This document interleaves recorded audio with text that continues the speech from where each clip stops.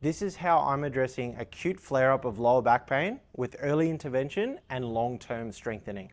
We're starting off with some gentle lumbar rotations. When you're in acute pain, the first step is to just get back some movement without aggravating that pain. You're building some confidence in your body's ability to move through that discomfort.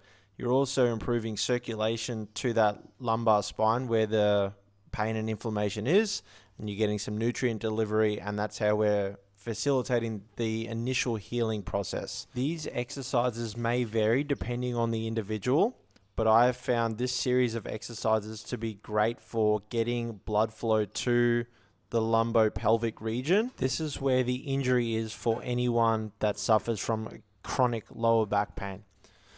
So it is important that we do these initial exercises. We're not provoking any pain. It's nothing too intense. You can do this one here specifically to the injured side, and that can help alleviate the pain and discomfort.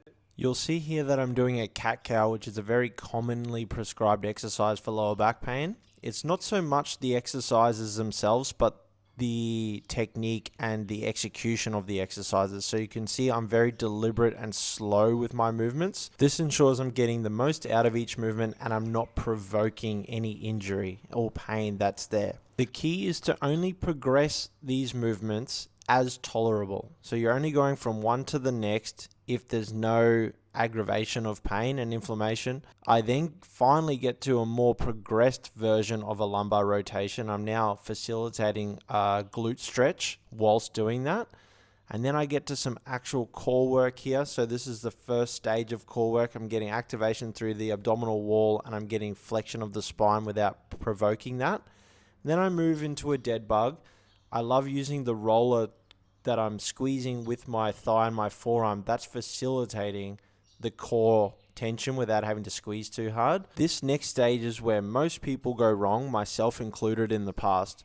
We don't progress to the core strengthening exercises.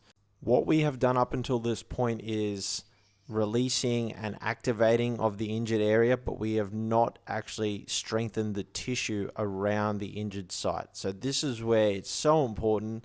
The more function that you regain, it's now time to actually strengthen that area with challenging exercises, just like you would strengthen any muscle group. These are end stage strengthening core exercises, so they're very advanced at this point, but I'm trying to emphasize that you would eventually build up to these types of exercises or very similar exercises relative to the individual. The idea is that it is intense and it is challenging and you're actually increasing your core strength. This is absolutely essential to reduce risk of ongoing pain and re-injury.